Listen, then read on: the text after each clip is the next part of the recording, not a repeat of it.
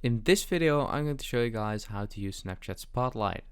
Now, this is a really new feature Snapchat has added to Snapchat, and it's basically the same as TikTok or Instagram's Reels. Now, a quick disclaimer, unfortunately for a lot of people, and including me, I still can't use Spotlight, but maybe you can. So that's what I'm going to show you guys where you can find it in this video.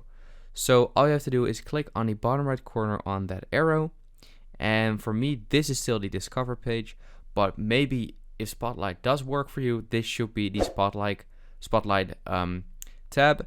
Now Spotlight looks basically the same as Instagram Reels and TikTok, so that's how you can know that it is Spotlight.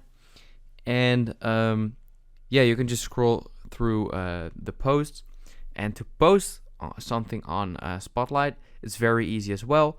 All you have to do is just take a snap, click on send to, and then at the top above my story it should say Spotlight. But yeah, as I said, it still doesn't work for me, so it still says my story and not Spotlight. So yeah, that's basically it. I hope for the people that have our Spotlight already, this video worked.